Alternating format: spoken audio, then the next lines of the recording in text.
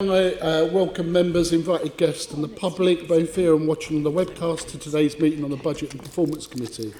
Our main topic of discussion this afternoon is the 2020-21 budget for the police service, but we have a few formal items of business just to do before. So, if we can go through. Agenda item 1, apologies for absence of Chair's announcements. I've no announcements. We've received apologies from the Chairman, Assembly Member Bacon and Assembly Member Eshalomi. We are expecting Assembly Member Prince as a substitute. Okay, moving on to declarations of interest. Can I ask the committee to note the list of declarations and to ask if there are any additional declarations to be made? Noted, no. Okay, item 3, summary list of actions. Can we note the action reports? Noted. Okay, and welcome to item 4. We've got before us Sophie Linden, Deputy Mayor for Policing and Crime of MOPAC.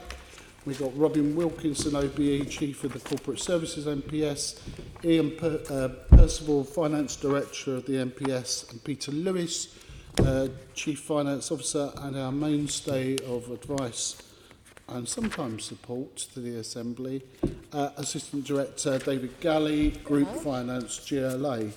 Okay, would you like to do an opening statement, or would you want us to go straight into questions? We don't mind which, but if there's something you want to tell us first. The only thing I would say, it's been a particularly difficult budget to set given the uncertainty we are in and given the fact that there was a general election and uncertainty around funding. I mean, we're still in that position.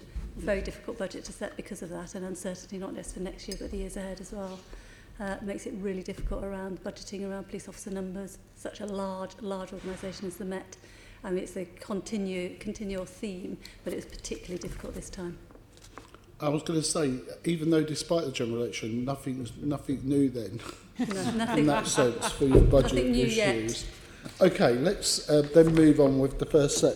Tell us about the most difficult decisions that you've had to face in this particular budget process. Let's start with you, Sophie, first, and then we'll bring in Rob. I mean, to carry on what I just said in terms of opening remarks, I think the most difficult thing about setting this budget was the uncertainty, knowing that that we were, welcomed the extra additional officers that have been promised, but not knowing what that was actually going to look like for the coming years, uncertainty over what that budget was going to look like for next financial year. Those are the really difficult decisions we had to take in terms of, well, how do you put together a budget around this?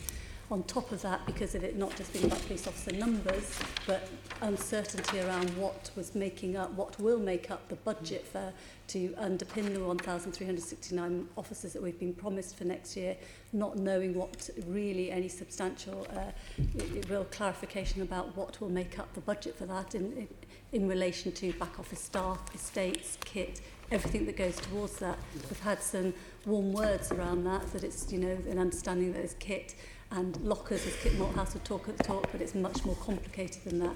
That's a real difficulty for us in setting a budget, and it then has a knock-on effect to the capital estates and our capital budget, because it means that, and obviously we welcome the extra officers, we're already grown because of the Mayor's money, but it means that we have considerable uncertainty around the capital budget and the estates, and I know members will know that we have there is an estates review ongoing at the moment. That is another difficulty because of the uncertainty around that, and until we know the numbers that we're going to get and the budget that lies behind that, we're going to have that uncertainty. Okay, and we've got some questions around capital later on as well, part of these issues. Okay, I'm going to move on then to section 2 and pass over to my colleague. Thank you. How do you arrive at the number of 6,000 additional officers as London's share of the 20,000 that Boris has promised us, when London's share by population would be around 5,000? So the figure, as you know, the figure of 6,000 is the figure that the Commissioner... Sorry? The figure of 6,000 extra officers that the Commissioner is wanting out of the 20,000 is based on what is seen to be a fair share for London, considering the population, and putting on top of that the issues around violence that the Metropolitan Police are tackling, as everybody knows, are tackling at the moment. Robin might want to add to that, but that's the basis of that bid for 6,000. Yeah, no, the Commissioner is very clear that she thinks that London needs a greater proportion of the share than a straight allocation would give, because of the diverse nature of London, the challenges that we currently face around violence, the changing nature of engagement and protest in London. Commissioner is very clearly stating that in order to ensure that we can confidently have a safe and vibrant city in the future, that a higher proportion than would otherwise come than, say, an allocation by the funding formula is necessary and right. And so she's putting a very, very strong case to government to say, please invest more in London, please invest more in the Met. We need it, and we'll be able to put those offices to really good use. I get the point, but wanting and getting isn't always the same. I just wondered why you'd fixed on that price, that number. With 6,000 increase in officers, what would the new total target be for officers? We'd have 37,000 officers if we got funding for 6,000 extra officers. Then we would have 37,000 officers in the Met. And that would bring down crime definitely. Yes. Good. No, I'm all for police officers, as Sophie will tell you. We appreciate that, particularly with the election, you've alluded to that, there are a lot of uncertainties around policy numbers and funding. That being said, do you think that from a budgeting point of view, it's prudent factor to maximum the uplift to 6,000 additional officers? Do you think it will actually damage the bid by just making these assumptions? I don't think it damages the bid at all. I think it is a realistic assumption. I think we have to take professional judgment of the Commissioner into account, not just into account, take professional operational judgment of the Commissioner of what is needed for London, and that is 6,000 extra officers. We know we're going to be getting 1,369 extra for next year, additional for next year. That's what is factored into the budget for next year, and of course it is a balanced budget, but going forward we don't know what is going to be happening, and that is where you get the gap of over £400 million, most of which is made up of the difference in funding that we need to get us up to 6,000, but some of it is also savings that need to be, there is a gap gap opening up anyway in the budget for the years 2 and 3 and going outwards. I think it's a realistic budget set on the professional judgment of the Commissioner of what London needs. And just in terms of the funding formula, I mean, we all know around, you know and I know, that we don't think the funding formula is fair for London.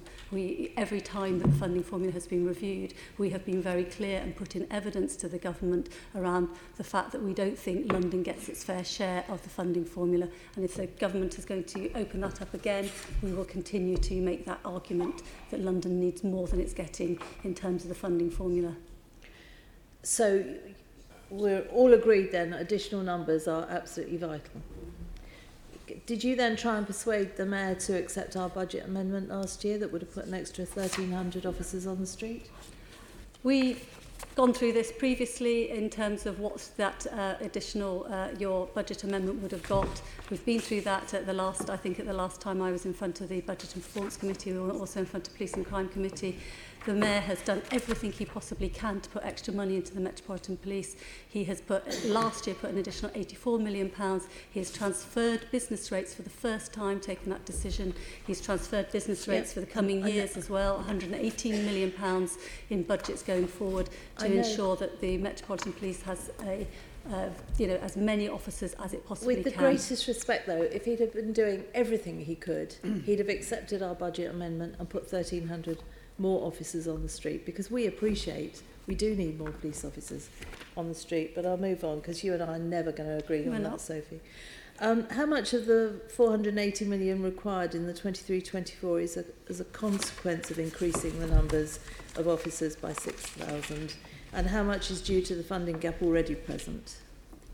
So by 2023-24, £362 million is a consequence of the officer uplift. £116 million is a consequence of further funding or savings required. So that's the gap. Those are the figures that I have. Do you anticipate changing the model of policing with the extra police officers there? So there's operational... well, we've gone to BCUs. Some of us Oh, I see. are less enamoured by that than others. Are you going to change the way things go? Because I know so many police officers and they're not exactly supportive of the BCUs. They don't think they're working. I mean, We're not going to be revisiting the BCU restructure. That is a restructure that was done on the basis of needing to get down to 30,000, but also because it was operationally much more robust, enabled there to be more officers put into neighbourhood policing, enabled more officers into youth engagement in schools officers, as well as more officers into safeguarding. Not going to be revisiting that. What the Commissioner will be doing, and Robin might want to say more about this, is rightly taking operational decisions about where the priorities are for growth and where police officers will be put on the front line. And there are also difficult balances to be made because there are a lot of new officers coming on stream that will have to be supervised or have to be mentored by experienced officers. So there's some difficult operational decisions to be taken. I accept that, and a very young police force isn't necessarily what we particularly wanted in some aspects. Are we looking at getting... I say old, I don't mean in age. Are we getting experienced officers back that have retired because of the retirement, because of the pension situation? So we do have some officers back, and we do have some officers, about 300 from memory, who work beyond their normal retirement age. And we've got a number of particularly experienced investigators currently working in the Met as investigative coaches or as civilian investigators supporting specialist teams. So where we can get experienced officers back, we do. And what we need to do looking forward is to look for additional ways, and we're working with the government to look for additional ways of trying to incentivise officers not to retire at their normal pension age, because many of them will go on to work elsewhere and would rather they continued working with us at this time. Well, they do, and a lot of them would rather come back in as well, which is why I've asked this question several times. Sorry. Well, I think we agree. Actually, it would be better if they didn't leave. We need changes to the pension arrangements for that to happen. It'd be really good if you, as a Budget and Performance Committee or PCC, could support us in lobbying government about that, so that we can keep the officers rather than them having to return. Happy to, because we're just That'd be great. hemorrhaging really good officers with lots of experience. If I may, we're just about. So we're not hemorrhaging. We do lose officers. Obviously, we're not hemorrhaging experienced officers. Every single officer that leaves is a shame, and we want to keep as much experience as possible. But I don't think it's true to say that we are hemorrhaging officers. Of the exits that we do have, over half are at normal retirement age. Of the resignations that we get, the voluntary resignations, a high proportion of those are in the early part of service and the first 4 years of service. So well, I'll make sure I quote you then when we're told that this has happened and that has happened, because we've got such a young workforce, and we haven't kept on or invited back some of the others. But I'm happy to lobby, because I am concerned about that. Paragraph 5.9 shows that 16% of the Met spending is on supplies and services. So what efforts have been made or are continuing to be made to bring this figure down? So our significant amount of work working with both into the GLA collaboratively across a GLA family and also across policing partners to ensure that we are getting the best value and the best deals we can from supplies and services, whether that's through national uniform contracts or through other contracting arrangements. So significant amount of work that we do, and across policing, we're currently with other policing partners looking to establish a new national procurement organisation that again is about looking at maximising the procurement power of policing generally. You see, I've been hearing this for years, that also in the fire brigade, the amount of money that is wasted in some things, that if we were paying for it in our own houses or whatever, we would not even dream of it. Are you content? One story I heard is that it cost £2,000 to move a fridge, and that came from a senior officer, a fridge from one area to another. And that if you talk to police officers, as I do, I know quite a few, they say that the amount of money that is charged, because it's the police service or the fire service or whatever, they just add zeros to it because they know it will be paid. What's your comment to that? So I don't know the circumstances, and I'm very happy to, if you want to let me have the detail of the individual fridge move or Yes, whatever, I'd love to happy look to. into it. It will, I guess, depend on the extent to which it was just a fridge move or an electric move around that or whatever. I don't know the detail. Happy to look into it.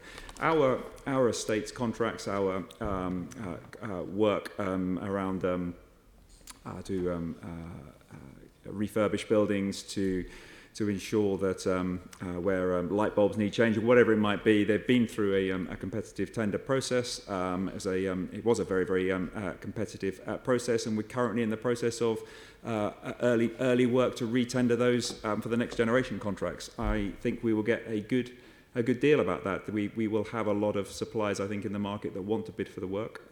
We've just appointed a new commercial director who will also be very, very actively looking at making sure that we get value for money for all of our significant contracts, and our estates contracts are no exception to that. So I would love to look into any kind of, if you think there's abuse of any particular Yes, no, I examples, do. I'd very happy to look into them, obviously. So why wasn't your previous contract manager doing that?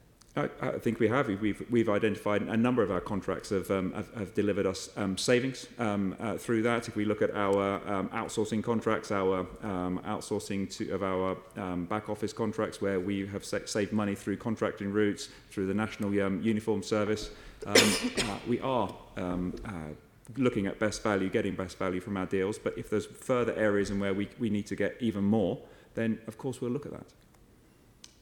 Can I just add on that in terms of the oversight and scrutiny, and also the assurances that the Met get in its contracts? Obviously, once a month I go through the papers and the bids for money, basically, at the investment advisory meeting.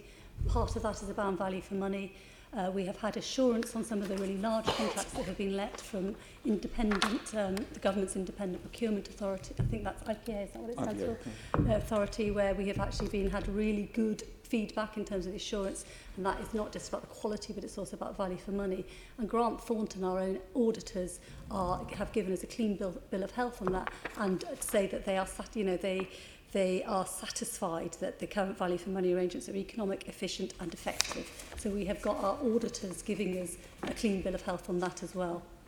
And you're happy with your IT and the provision you have for IT, and there's no contracts there that have not been performing? I'm not happy with the provision of IT at the moment, because we are carrying historic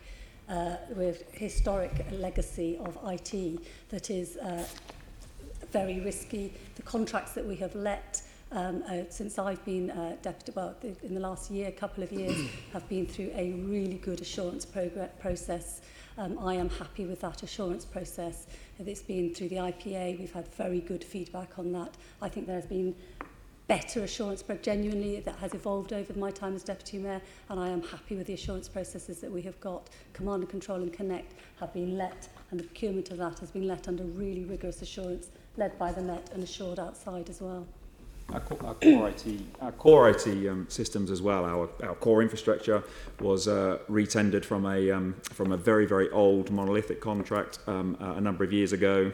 So that was a very, very significant competitive effort. We are in the process now of recompeting that. So work is taking place to recompete that. So that's the biggest area of our spend in IT. And that will be coming through the process that the Deputy Mayor just talked about over the next 2-year period. And we would expect, once again, to get the best value that the market can offer us through that recompetition. Okay, so there's no software suppliers that you would highlight as having been a real problem or cost the Met significant sums of money? No? Well, we're looking at waste here. We're looking at how to save money.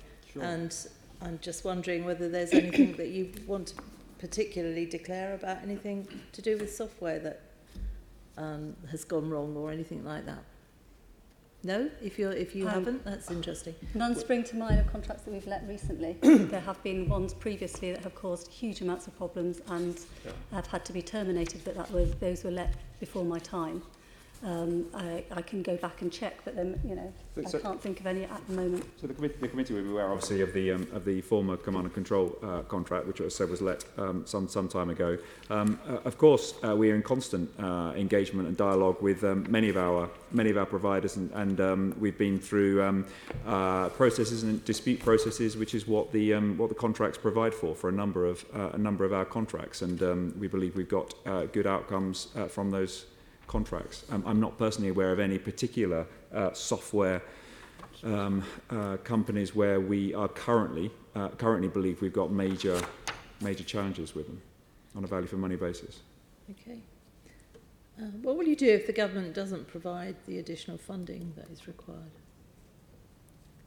If the additional money from a Met perspective, obviously we can only spend up to the funding that we've got available, and our ambitions around recruitment and growth would have to be fundamentally adjusted. We spent the last 6-7 years, as you know, reformatting the Met, changing how the Met looks and feels, significant reductions in back office and staff roles, 4,000 fewer staff, significant trimming of our supplies and services and other budgets in order to protect police officer numbers as far as possible. But obviously we couldn't grow to the level that we are hoping to be able to grow without new money coming, not only for the growth, but we also need to continue to, and the committee may also want to be strong on this. Obviously, government need to not only fund growth, but we need to fund pay and inflation coming through as well, with pay being such a fundamentally big part of our budget. If we don't get appropriate funding for pay awards that come through, obviously that has to be found from existing budget lines, and that's problematic. So what do you think of the risks and challenges to recruiting up to 37,000 officers? What do you think the main risks and challenges are going to be there?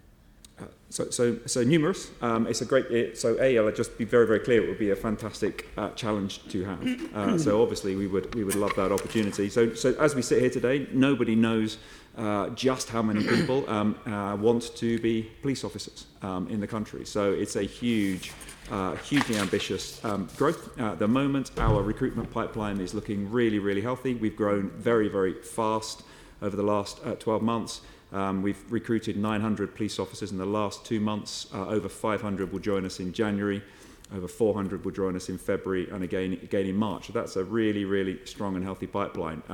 We need to continue advertising hard. We need to continue persuading people to join the Met. Our average age of recruits, just going back to your point earlier about a young workforce, our average age of recruits is about 27 or 28. So, you know, we are currently attracting people in from other careers into policing. But we don't know how many people are out there, so we need to work very, very hard about that. Obviously, what happens to the wider labour market in London and such like, and the extent to which our package is attractive enough, we'll need to keep that significantly under review as well. The other challenges comes, as the Deputy Mayor said, is around how we can effectively absorb, train, coach, mentor, and this new workforce such that they can be as fully effective as soon as possible. So a large number of people coming through will mean we have to put more considered effort into those early years of training, early years of mentoring, and that's what we're working through at the moment. Yep, I understand that. So does an uplift of 6,000 officers mean that there's going to be an increase in MOPAC's own budget? Or does it not have to correlate?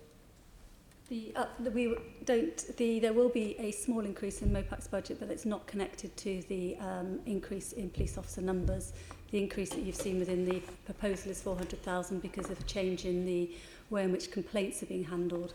And that means that MOPAC will be taking on responsibility for complaints, but we don't foresee an increase in MOPAC's core budget because of an increase in police officer numbers. Okay. What level of pay rise have you assumed for police officers and staff across the plan? It's 2%. 2%. To the degree that you can, how does the Met plan for unexpected costs? As an example, the £37 million this year of cost to police the Extinction Rebellion protests.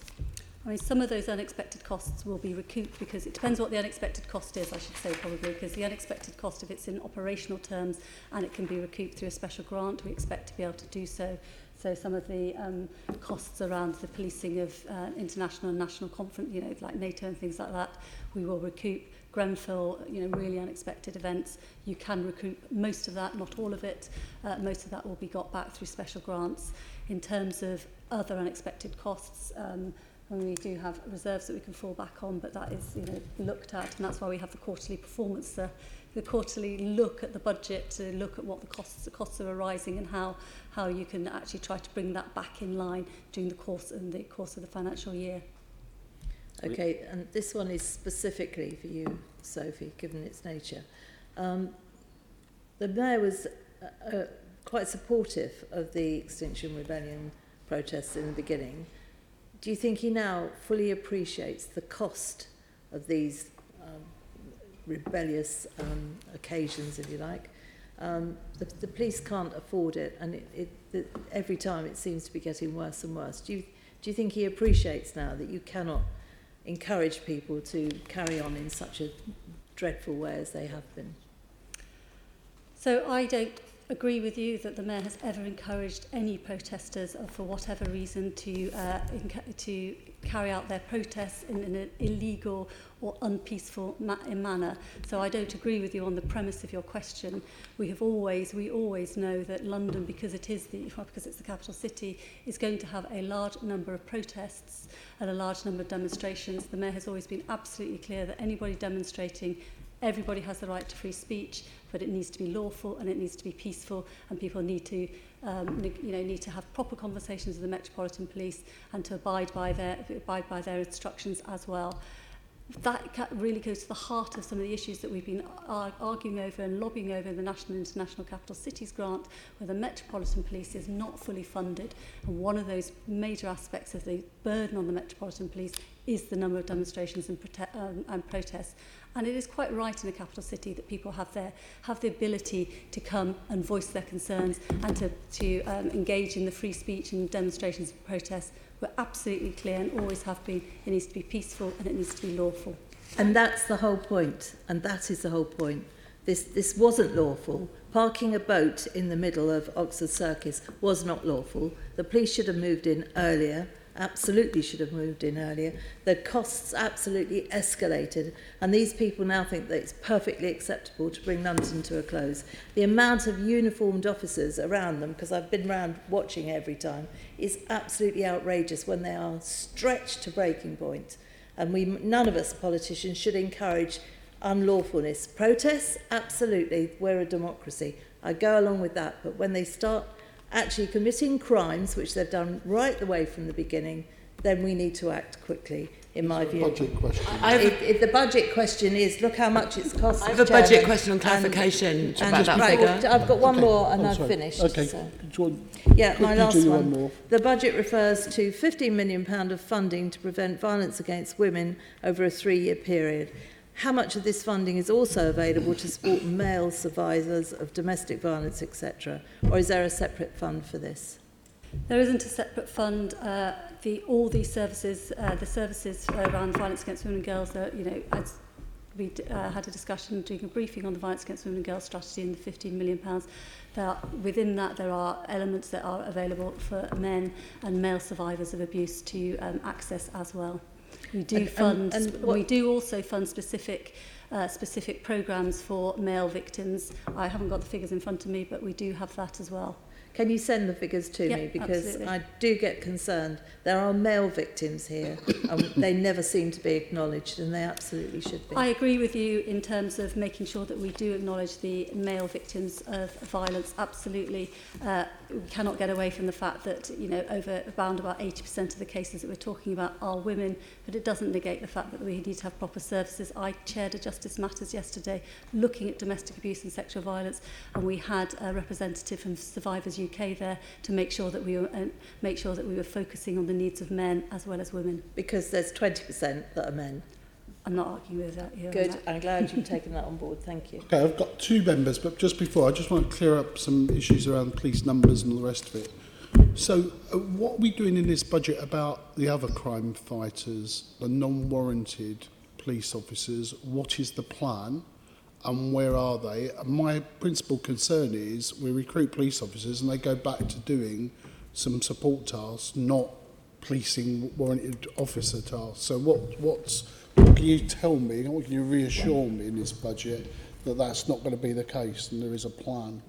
So on that latter point, if I may first, so on the do we want to use this growth to ensure that the Met is stronger operationally? Absolutely, 100%. So we want all of this growth to be focused on adding new muscle to the Met, new operational value. So we're very clear that we want to see these officers in visible roles, in BCUs, tackling the critical problems that we have today, in particular violence, street violence, so that the public see and feel a stronger presence. As the Deputy Mayor said earlier, we need to just recognise that for the next number of months, this new growth is going to be in training, in the training schools and doing probation and such like. So we've got a period of time to get them out there. But this is very much, we're very clear already about the kind of nature of the new units that we want to create on our BCUs to provide local BCU commanders with the additional flexibility to proactively tackle the kind of issues we've got. So that's where we're very, very clear that they'll be focused. So there is a plan about an hierarchy of where we put the new resource as and when they come on stream.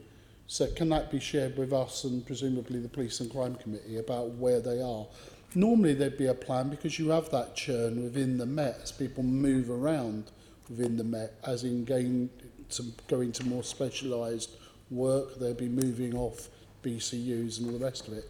So that plan's been updated. That's what I'm looking for, is where would you put these additional resources? What's the priorities for the Met? What's the key issues? You're telling me that it may well be it is the BCUs, that some of that investigatory, some of that wider violence issues, and if there is a capacity to deal with long-term problem solving, that will be quite interesting. So can you present something to us, not now, but follow that up? Secondly, if that's the case, where in this budget are we looking at the role of the specials, and have we set any money aside to increase our capacity with specials for, the pressure is still there in the Met of longer working hours, doing it on overtime. In times of woe, we've mentioned earlier one of the issues where everyone has to cancel X, Sure. special events in London, and all that goes with it. So what are we saying about the specials in this budget? Are we doing anything about the specials in this budget? Are we thinking about that? What's the new plan or new thinking? Is there any new thinking about the role of specials in policing in London? Yeah, so we're very clear. So Helen Ball, AC Helen Ball, is very, very clear in terms of how we need to maximise volunteering more generally, so from specials and more widely into policing. There is certainly more capacity, significant more capacity for specials in policing, and our adverts are open. You know, we've got the capacity to recruit specials and to train specials, and we continue to work into communities with London businesses to try and encourage more businesses to support the special scheme. The Home Office have just signed an agreement with us to partner in terms of special support, as it were, from those civil servants in the Home Office and more widely. So we're very, very active around that, and we want to continue to do so. There's no significant additional budget provision needed to enable that to happen. We've got a plan that we just need to mobilise, and we need to continue to encourage Londoners to want to volunteer for us. Okay. Assembly Member Prince, then Assembly Member Berry. Thank you. Just on specials, as the issue has been raised, about 4 years ago, maybe 5 now, I can't remember her rank actually, it might have been Commander Dorsey, was doing a complete review of specials. Whatever became of that review? I can't remember the exact terms of the review, but about 12 months ago, from memory, we very clearly said that we wanted to embark on this new plan. I don't know if the two are linked, so I'd have to go back and check. But a new, renewed focus around specials and volunteering in the Met, so that we are, so that the roles in which we are putting our specials are attractive. To people wanting to come in. Been one of the biggest criticisms that specials in London are treated differently to how they are in other forces. And even I was out a couple of nights, well, about a month ago now I was out, and the specials are brigaded separately from the the warranted officers, and it just seems that they're not collaborative in the same way as they are in other forces, and they don't have the same access to training, don't perform the varied roles that they do. So I think there's something we need to do to make it more attractive, but also to get more out of them.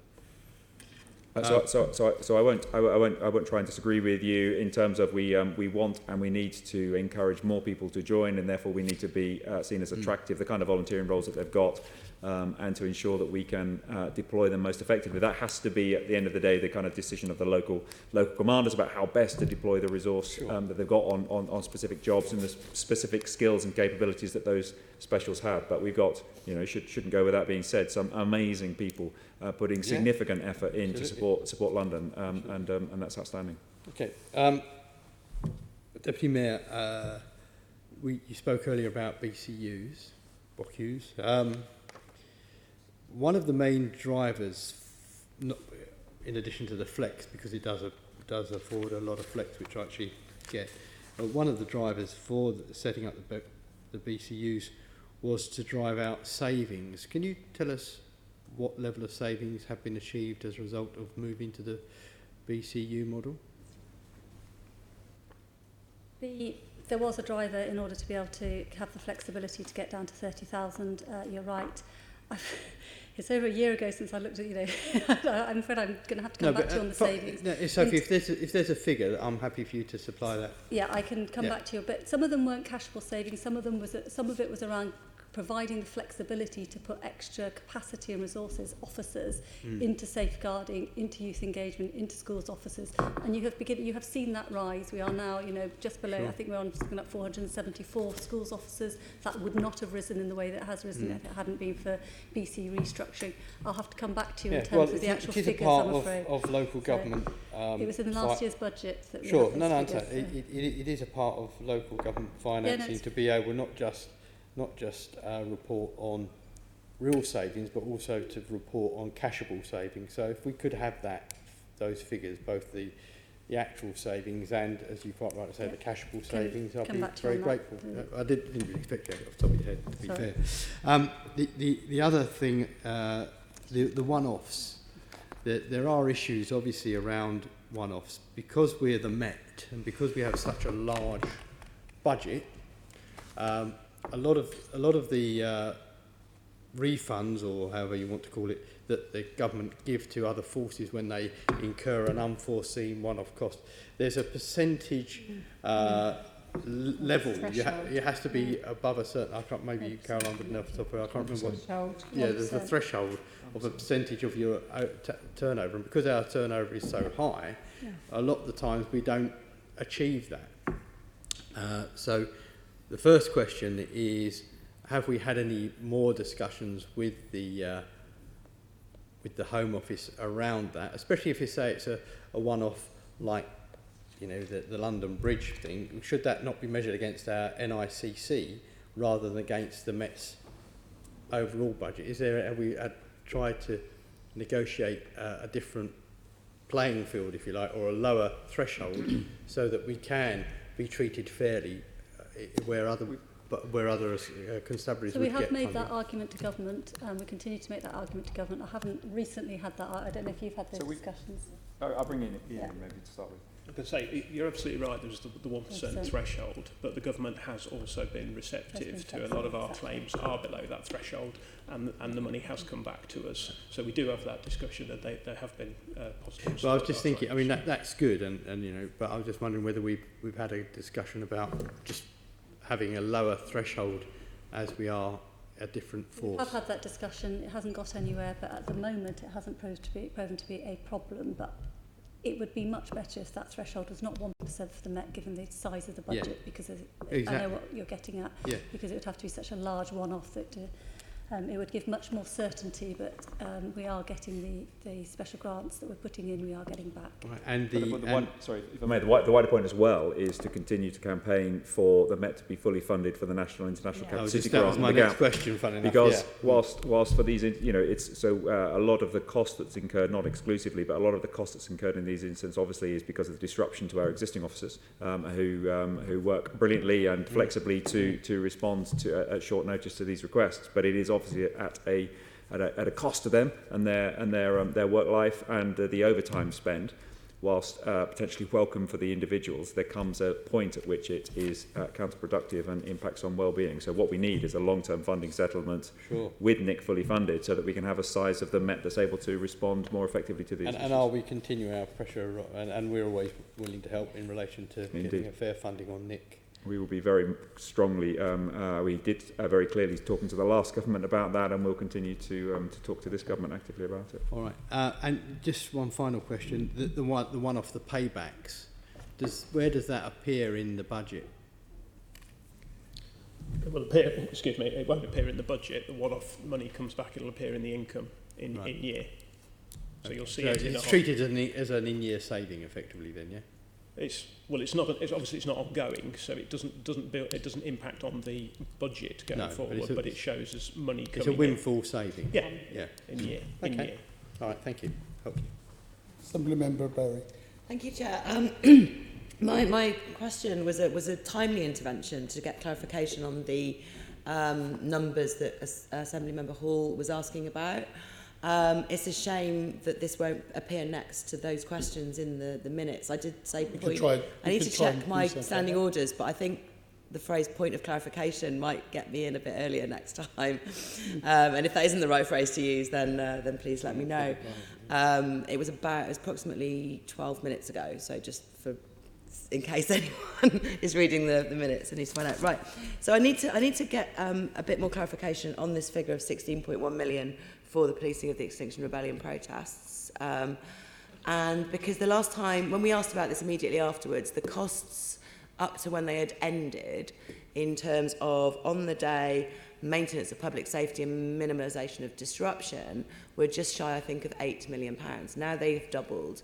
And this is something that I questioned the Commissioner about at the time when she had announced that she was intending to proceed against nearly 1,000 people, and the cost of taking this to court was questioned by myself. Seems to me like that decision has led to an almost doubling in the costs, and so I'd like to ask that those numbers, when reported in future, are broken down into on-the-day safety and disruption costs versus ongoing costs of proceeding against the protesters. So if that's okay, then I'll move on to the next question, which is a question about the autumn demonstrations. Are you building in, and how much are you allowing for the cost of compensation for cases of wrongful arrest due to the fact that the Section 14 order lodged against the protest was itself ruled to be unlawful on the 6th of November? In terms of legal costs, those types of legal costs are borne by the Met budget. As with every other legal cost, they'll be dealt with in the same way. Are they claimable against the special and specific grants in the same way as maintaining public safety and minimising disruption? I doubt it very much. It will be borne by, from my understanding, it will be borne by the Met budget in the normal way that any legal compensatory costs are borne, that come through, that I sign off and come through the Met on a regular basis, whether they be for whatever the reasons, they'll be dealt with in the usual way. So you're answering my question now about the compensation for people wrongfully arrested? If there were to be any compensation, I have no idea if that is the case. I'm not even sure anything has been lodged yet. Are the ongoing legal costs of proceeding against the protesters from April covered by special and specific grants, or can you only claim for the cost of maintaining public safety? I'm pretty confident it's just the costs linked to the operation. Yeah, so again, the cost of proceeding against is a choice to be made by a choice that was made by the Met, as opposed to something necessary to maintain public safety and therefore claimable back. I think that's putting two things together that aren't linked. Obviously we incurred the costs of maintaining safety during that process, and we are putting a claim. And as with any other instances where the Met and then the CPS view that there is a reason to take cases forward, then we will consider that on the merits of the individual cases and such like. So. And that comes out of normal budgets? As all legal yes, costs. as all legal as in terms of legal costs, in terms of putting cases through the criminal justice system, yes, of course. And you haven't set aside any particular amount for compensation from the autumn? No. Right, thank you. Okay, let's move on to capital. Assembly Member Pidgeon. Right, let's, I don't know, who would like to answer questions on capital?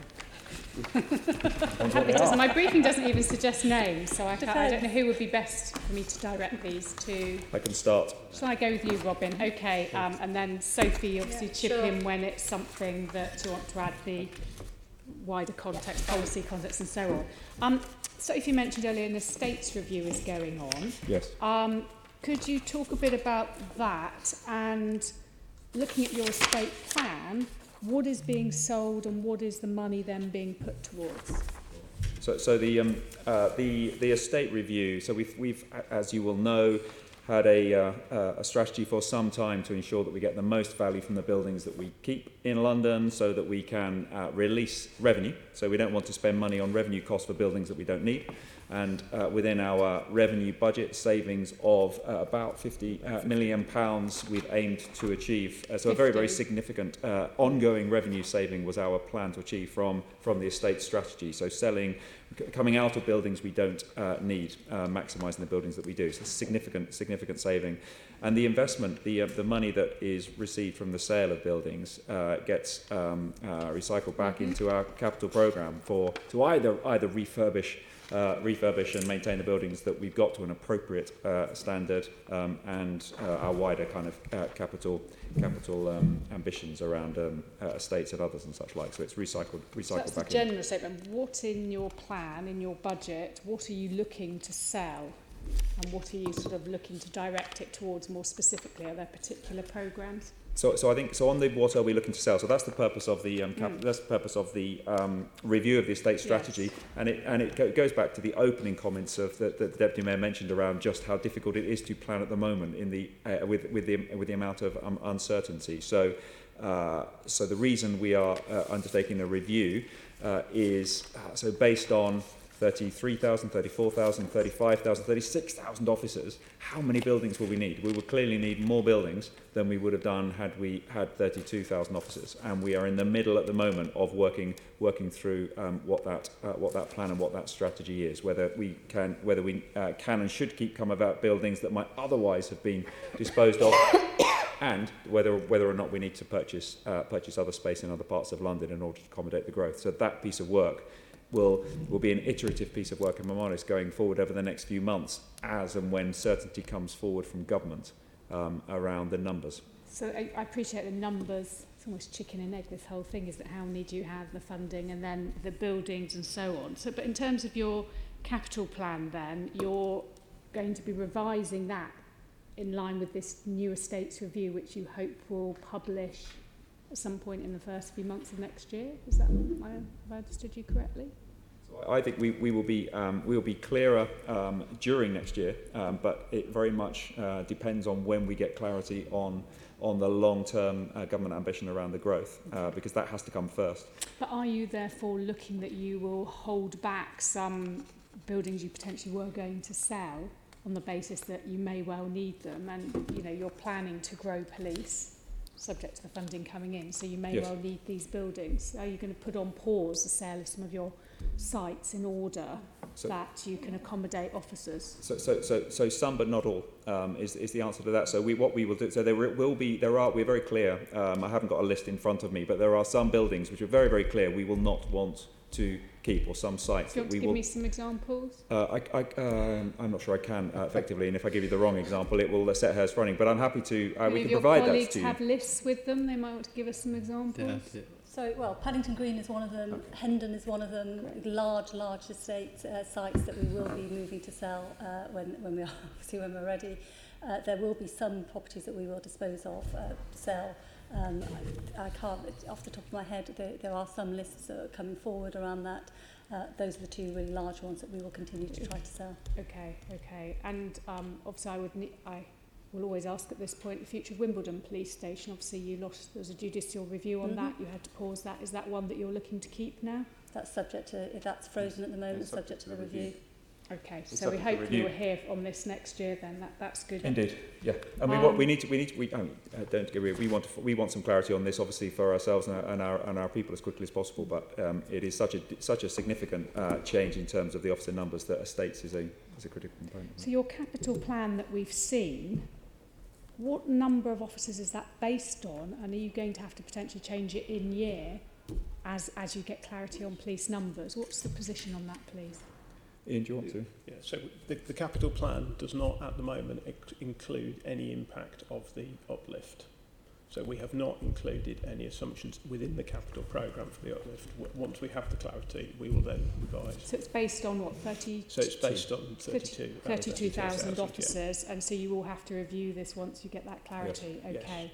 I mean, some of that, not wishing to complicate this more, some of that will be dependent on, I mean, I genuinely think Property Services and the Met do a fantastic job in incredibly complex circumstances, not knowing what figures are coming through, but also not, pushing the boundaries of mobile working, pushing the boundaries of desk occupancy. There's all sorts of other factors coming into this. So it depends on some of the assumptions that are made around that as to the estates, as how large an estate you need. Those are things that are being worked through at the moment, and things that change as well, given the way that modern working can happen. It will also depend on things like desk occupancy. Yes, so it will, going forward, it wouldn't just be replacement, as it were, of like for like because of modern working and how we see in this place how people are virtually double-decker in this building, aren't they, at each desk in order they can fit in. I'd like to think it'd be a little bit better than this building. What are the further, you touched on it a bit earlier, what are the further capital requirements for an additional officer? Because you think, okay, whatever, point something of a desk or whatever it is. But obviously the IT infrastructure now is significant, the cameras, there's always the talk of the locker space and all the kit. Yes. What is the sort of capital cost just for an additional officer? Have you worked that out? We have got estimates of the additional costs. I haven't got those detailed in front of me, but yes, within the capital, you're right. There's tablets, there's cameras, there's also, we've talked about estates, there's also potential fleet requirements. And those are all factored into the overall costing model at a high level. What I don't have is the exact detail. And are you expecting all of those bits to be covered by government, all the IT and all that infrastructure and vehicles and so on, as well as... We're very, very strongly of the view that they need to fund that. I mean, the government announced, previous government announced £750 million to support this uplift, which will include providing it all comes down, providing it is all allocated and not top sliced off for central initiatives in the Home Office or elsewhere. If that money comes down, then there will be, we think, money for not only these capital requirements, but also for us to properly increase the size of the other bits of the Met that will need to grow, like forensics, like criminal justice processes and elsewhere, to ensure that the Met stays in shape. But we've, of course, the government have only announced 1 year, 750 million.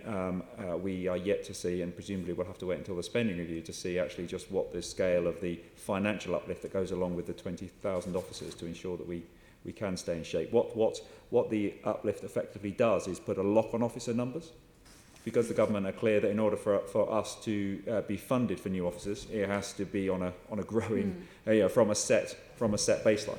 So any other savings that we need to make to offset pay pressures others are going to have to come from, therefore, non-police officer pay line, and that is very hard for us to achieve because officers are such a large part of our budget. So we do need government to fund those extra areas. And are you also hoping government will fund things like, if you're going to suddenly have another 6,000 cameras active, presumably in terms of your IT contract space in the iCloud or whatever it is, and background support, and same with the tablets, you're going to need... Full cost. Absolutely. You think that they will cover that? That's your understanding? We're very clear that we're very, very clear that the funding for the 20,000 officers needs to include those full costs. And that we cannot find that. We would not be able to find that money from elsewhere in the Met's budget. Yeah. Okay.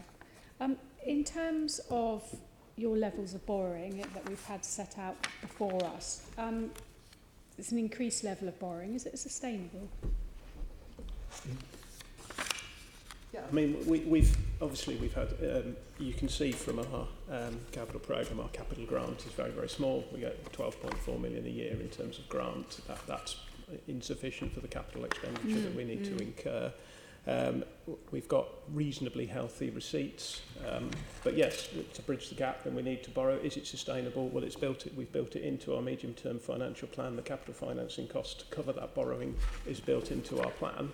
Clearly, we have choices to make, but yes, it is sustainable in our medium-term plan. Okay. One of the sorry if I may, one of the conversations we're going to need to have with government, particularly going into the spending review, is going to be the level of capital allocation that comes in to policing. We're not, or every force will be in the same position on that. But £12 million a year for an organisation the scale of the Met is just It's a drop in the ocean. Yeah.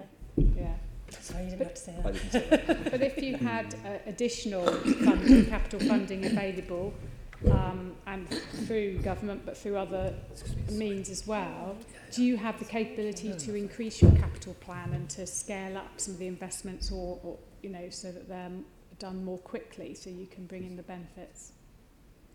I think we've got a. I mean, if we had extra capital receipts or capital grant coming through, it means that we would have to borrow less. The plan that we've got is an ambitious plan.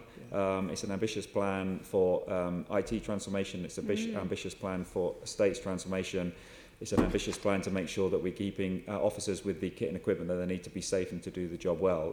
I don't think more money per se will enable us to go more quickly. It's already a big and ambitious plan. What we need to do is make sure we deliver this plan really, really well, deliver the benefits that we want from it, and that's the priority for me, not to go more quickly. And what are the risks? I think that's a really important question, is if you did get more capital grant from the government, what impact would it have? And reducing the borrowing would make a significant impact because of the revenue implications. Yeah. It means that you would, you can make decisions about growing more officers or make decisions about having more staff, intelligence analysts, forensics. And if the government, and there is significant risk about this, if they don't properly fund the police officers with all the capital, all the back office costs associated, if we could bring down borrowing, we'd be able to actually, we'd be able to start doing that ourselves. It's a really important question. And just for my interest, in terms of your capital investment and the sort of getting into the detail of it, how much is going into digital forensics in the next year and the infrastructure needed to speed up your investigations in the areas where it's desperately needed? I don't think I'm going to be able to. Have that. Do you have that, Ian? I haven't got that. No, I'm afraid we haven't got that level of detail. Could you come back to us? I think it's an area that the police and crime commission so we've got interested in. Yeah, one of our programs, transforming investigations and prosecutions, digital forensics is a critical part of that. Both investing in the infrastructure, so that more and more of our evidence is going to need to be stored and used digitally. So investing in that digital infrastructure, as well as investing in the kiosks and other capacity to enable investigators to download material appropriately, store it, and then analyse it. So we are investing in tools to enable us to analyse digital evidence more quickly, which we've done in this year's budget, and we can write to you with a stronger. It'd just be helpful because it's an area. It's a very big area of growth for us. Particularly interested in. And finally, what are the risks of delivery of this £415 million capital programme for the next year? What are the big risks for you? Maybe I'll go to you first, Robin, from the Met Police point of view, but then Sophie, what are the things that are worrying you about it? So for me, it's uncertainty of the environment, and then the second issue is just time. So the programmes, the biggest chunk of that money, single biggest chunk, is in estates. And if we've got some proposals coming forward for investment in our BCU buildings, which, if we are confident to make those investments over the next month to 6 weeks, will enable us to commission the work and our contractors to get started. But there's in order to spend the money in the next financial year, we've obviously got to get on the big IT contracts. IT contracts obviously are all difficult. Big change, it's complex change. We need to get it right, and sometimes they do move from plans. And there is also, I think, always, despite lots of attention to detail, there's possibly an over-optimism at the start of some of these programs about just how quickly one can achieve change, and not leaving enough room for the normal things that can adjust timescale. So in terms of in year, it's going to be, can we get the big decisions made on estates quickly enough, and are there any programmatic issues that properly cause us to say, well, actually we're not going to pay you in this financial year, it's going to go over to the next financial year because you've not delivered X bit of benefit or Y bit of benefit. The other bits of the programme, particularly fleet, I'm confident that we will be able to take that forward. To manage, yeah. And Sophie, what's worrying you with risks around this? I mean, what Robin says is absolutely right around some of the optimism bias, but there's been a lot of work over the last year, 2 years around trying to get look at that and the optimism bias. One of the worries that I do have, and I know it is carefully monitored, but it's the things that are out of our control. So that the supply chain, where people are unable to deliver because of the economic, if the worst case scenario comes true, around Brexit, and I don't mean this in a political way, but that really does worry me, because these are large, complex. Some of the capital programs that we're running, the refurbishments and things like that, they are complex, and there's complex supply chains in there, and sometimes there's vulnerabilities in the supply chains that we don't have control over, and that worries me. It is carefully monitored through the commercial directorate of the Met. It comes to IAM on a quarterly basis, but that worries me. That does really worry me. Just going back to your last question, there is the table in the MOPAT proposal on the capital budget, which is not all about digital forensics, but will give you an idea of the quantum. It's not completely about, it's not specific, but it's is that all connected? Large part is okay. Transforming investigation and prosecution is £46 million, but a large part of that is connect, but it will have within that. Okay.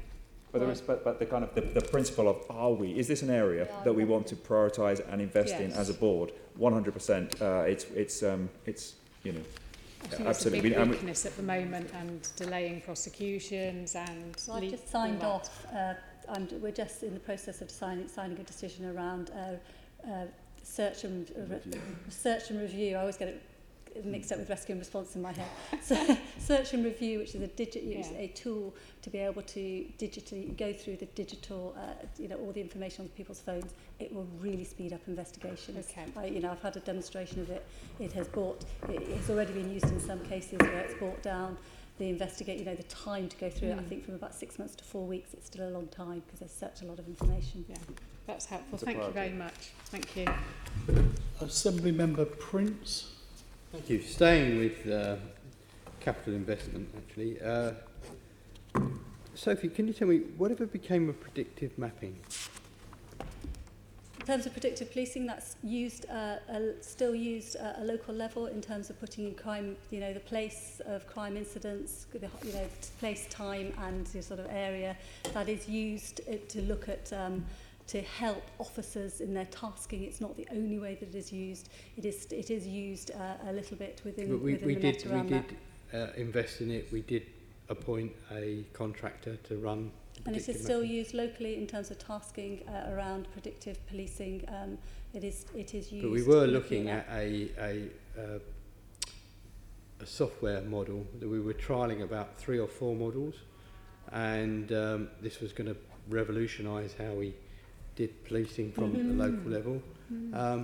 Did we ever award a contract to anyone? The Met had its own system. We were looking at a system from America. Do we know what happened to that? So I don't know which options you're referring to. I do know that happily talk to you offline about it. No, of course. And it was something we were doing, and it just sort of fell off the.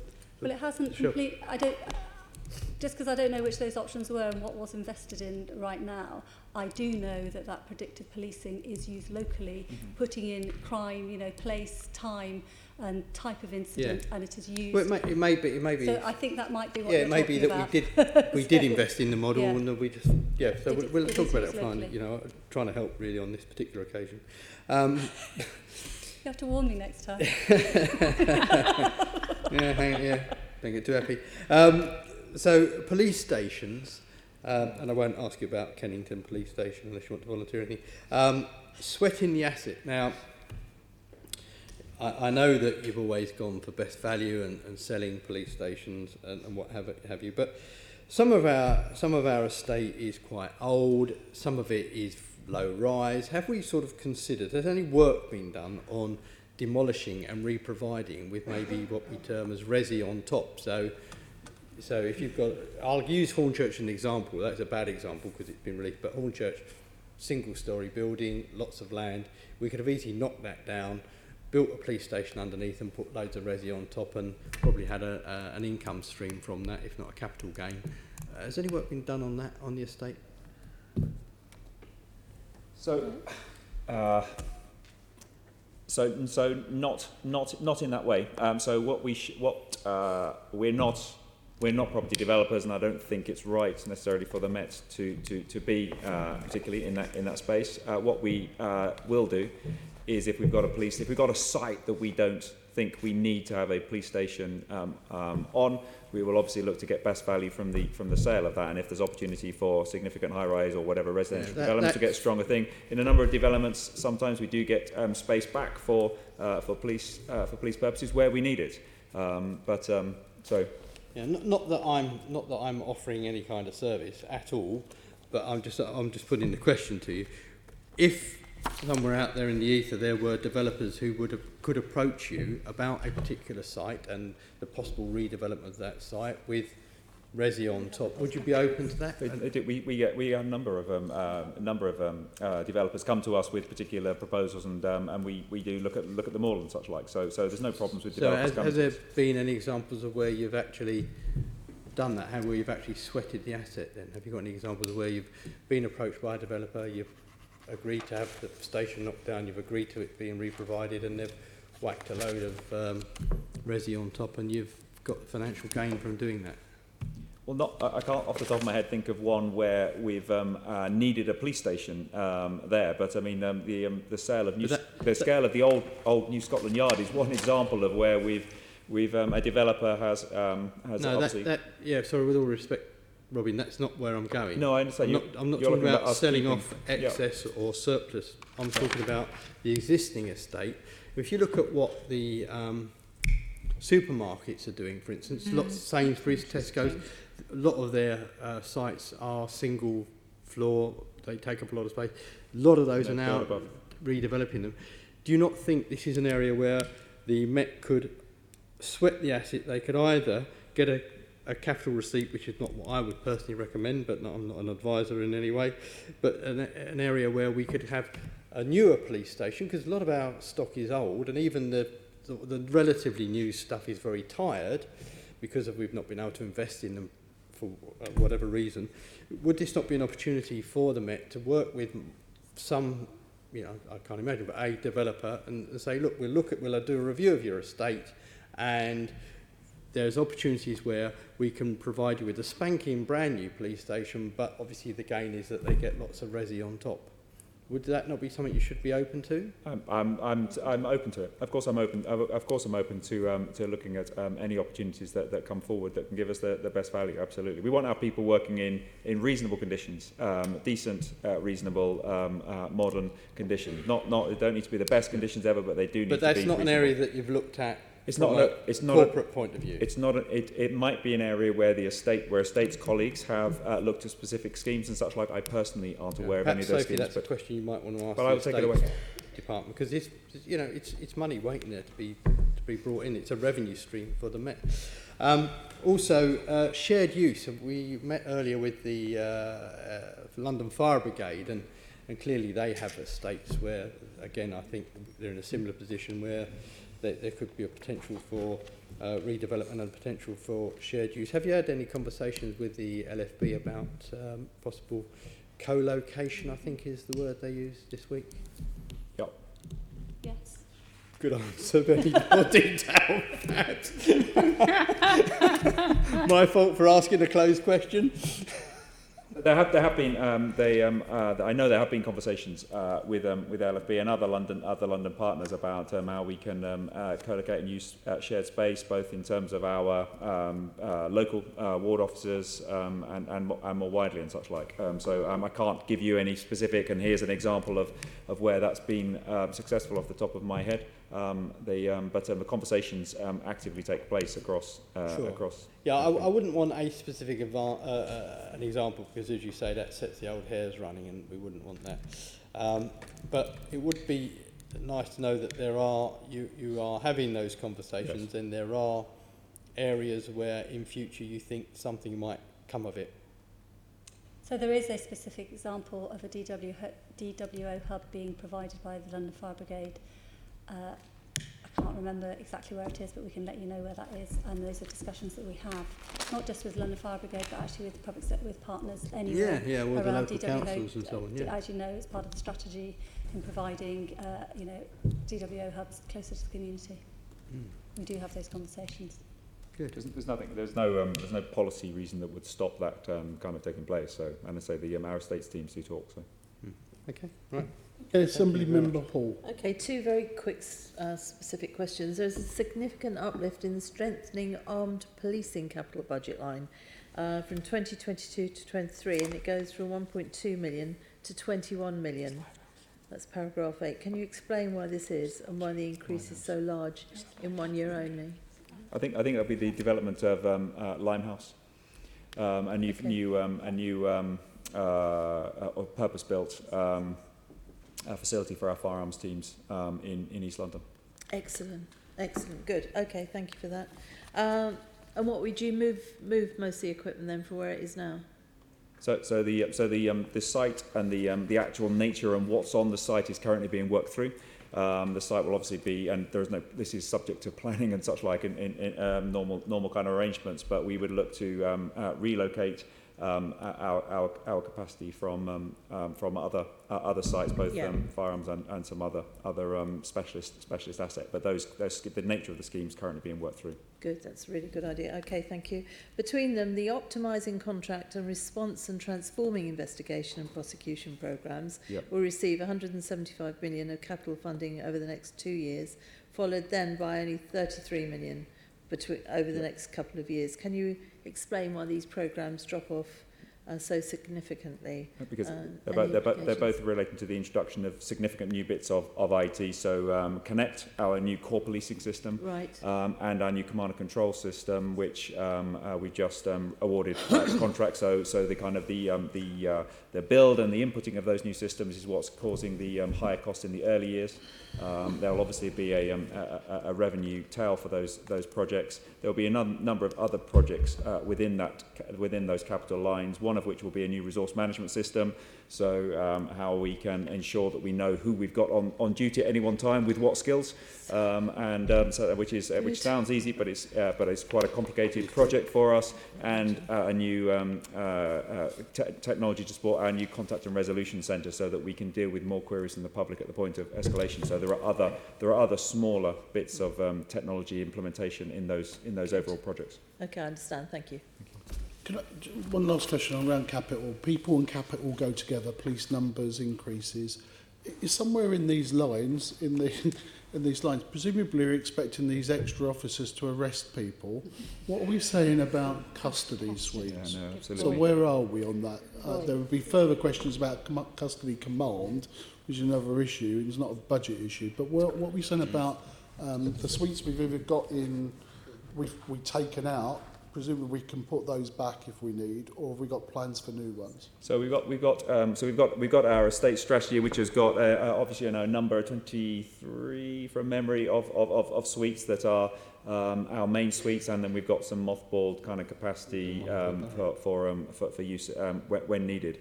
Obviously, what we're doing at the moment, linked to the growth, is modelling through the spare capacity in that system at the moment, and it's obviously an expensive. We're sending them all out, aren't we? It's what, sorry? Because we're sending them all home, saying they're being investigated. So we are very clear on the needs to improve. We want to improve the number of people that we are obviously bringing to justice. So we know that kind of detention capacity is a critical part of that, both in terms of the speed and ease of which an arresting officer is able then to bring suspect back to the custodial facility, get them processed through, and for us to use that then to investigate crime. So we're very clear on that. As I said, there is spare capacity in the system at the moment, but we are one of the many things that we're doing, obviously taken a proper look at that, looking at the modelling, what will an extra 3, 4, 5, 6,000 officers mean in all likelihood to the throughput, and will we need to think about additional custody capacity? It's just such an expensive resource to both have and build. We need to make sure we get those decisions obviously right, so that we keep value for money in mind. But fundamentally, we're going to need to make sure we've got the capacity we need to police London well. Tip off your mates, your colleagues, that we're going to be asking about the policy issues around those issues and custody suites as well. So we're trying to hit them both at the same time, to be honest. Any more questions on capital before we move on? No. Okay, let's then move to MOPAC commissioning and Assembly Member Desai. Thank you, Chair. Deputy Mayor, if I could ask you about the commissioning policies and programme of MOPAC. So, back in January last year, we had the then Chief Executive, Rebecca Lawrence, tell us about how MOPAC manages contracts with commissioned organisations and evaluates performance. But after that, we also heard from community groups about the shortcomings of commissioning of projects, working arrangements, also issues like multiple funding streams.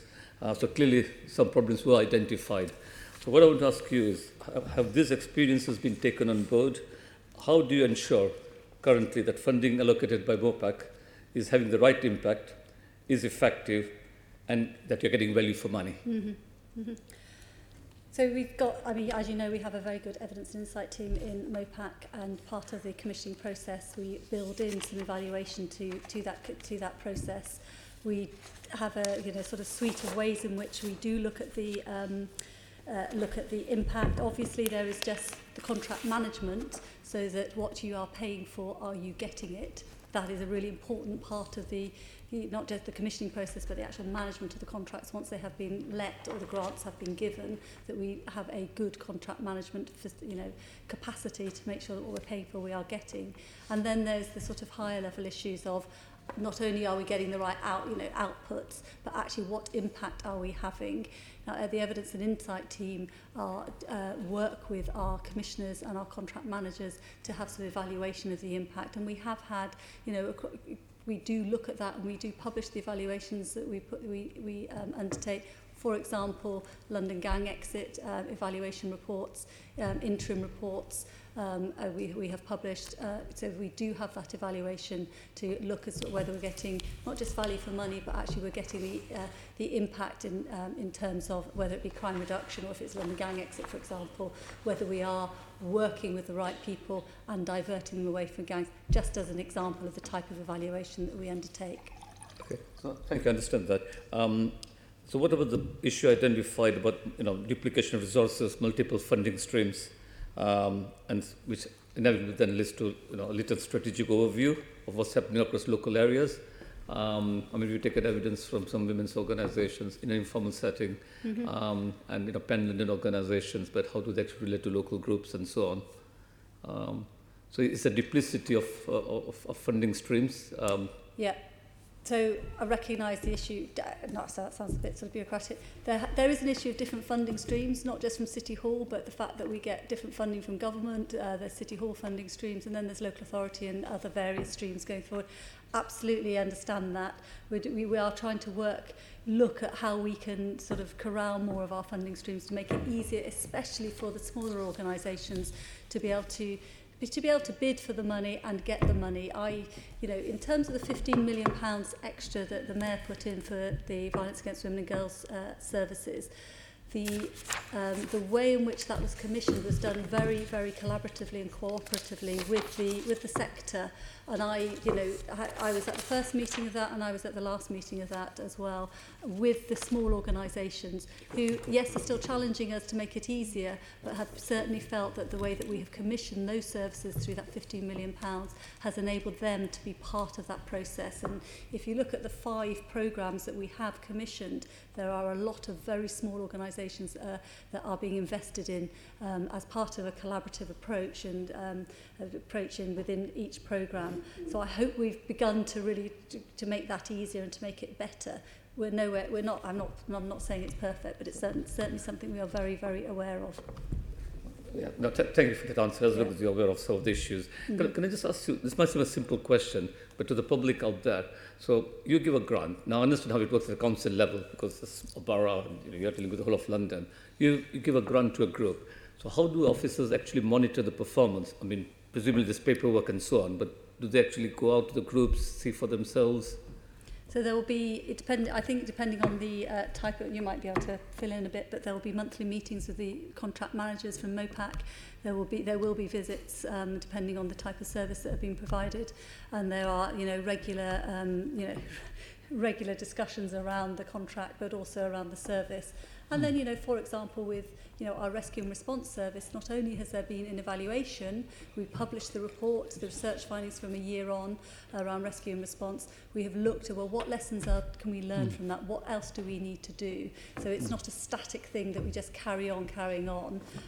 We take the lessons through those discussions and through the evaluation and through the contract management. I don't know if you want to add anything, Peter. I'd also add that there are formal quarterly evaluations and returns undertaken by those groups to identify how the funding is being deployed, the contact with the client groups that we're trying to influence and so on as well. So we have all of that feedback, and that forms part of the evaluations that the Deputy Mayor referred to just now, and those evaluations are undertaken depending on whether they're pilot status. They might be undertaken at a shorter time. If they're more ongoing, they'll be taken a longer time, and then we'll look at the ongoing impacts of those grants and contracts. Thank you for that. I just think it's important to raise this issue down, given that quite rightly you're putting extra resources into violent crime and so on. And so in terms of demonstrating publicly that the MOPAC commissioning is delivering value for money, and in terms of increasing transparency, I mean, how do you do that? How do you sell your work to the public? Probably not effective. It's always the most important thing. I mean, part of the quarterly performance reports that we publish, have a section on the MOPAC. It's not just the Met's performance that we are publishing. We're transparent about. We have MOPAC and our commissioning services within that quarterly performance report. In terms of how do we try to ensure that people know what we are doing, I mean, we do our best in terms of trying to make, communicate on that. I certainly go out and visit as many projects as possible as I can, from the large to the small. I mean, during the 16 days of action for tackling violence against women and girls, I went out to Ilford to visit a group at Abienda who were providing services and support to women who have fled domestic abuse and domestic violence. It's certainly an ongoing thing that we are trying to do all the time, and to make sure also that we communicate to the boroughs as well as to what activity in their area we are funding. And may I just add as well, just to add to that comment, so at the end of quarter two, in addition to the public evaluation or performance of the MOPAC grants that we put out, we piloted internally a more granular focus on the impact of our commissioning. And that is intended at quarter three. That will be put inside the performance pack as well. So that will be looking not only just the spend and the client groups, but also the inputs, the impacts and the outputs and the outcomes as well, depending on the status of the particular project. So we're trying to bring that alongside the performance measures that we have of the Met Police. Okay. And how much flexibility does the Mayor have around MOPAC expenditure? Can it be directed to core policing? Can it be used to increase the number of police officers? So yes. I mean, in terms of the flexibility around the mayoral money, the Mayor put £84 million in last year into the Met, and there's extra money in this budget in terms of the precept that's going into the budget, as well as business rates. The conversation that we have with the Commissioner is around her operational decision-making and the priorities in the police and crime plan. There is clearly an absolute agreement around the priorities in the police and crime plan, the priority of violence, and that is where the Commissioner is focusing extra additional resources. In terms of flexibility within the MOPAC budget, we have statutory functions. As you know, we have the statutory functions that we undertake, for example, on victim services. We have flexibility in terms of the type of contract that we let and in terms of how we let it, but we don't have absolute flexibility within it. For example, our victim services contract and the money flowing down from the Ministry of Justice, we're not able to provide services for victims of antisocial behaviour via that contract. So we do have some constraints around that, but there is some flexibility in terms of how you spend it and what your priorities are. But that flexibility, the framework we take those decisions under, is the Police and Crime Plan and the priorities within it. So the London Crime Prevention Fund that we put out to boroughs asks for bids and allocations to be spent on those priorities. One final question, Chair. This again comes back to the public knowing what MOPAC's doing, because I often speak at meetings about knife crime and so on, and people can draw their own conclusions as to the political effectiveness, of the work programs. But I give them hard facts, what money is going to Young London's funds, the Violence Reduction Unit, and so on. So say you've got a group that wants to apply. Especially this is criticism from small groups. How do they access MOPAC services? Do you advertise through the web, through local councils? We do. We advertise when we put out procurements and bidding, but we also, especially for the smaller groups, we have spent quite a lot of time trying to make sure that we can get money out to the smaller groups so that we are able to do that. We have, for example, there is a tranche of the money for the Violence Against Women and Girls money is for community groups.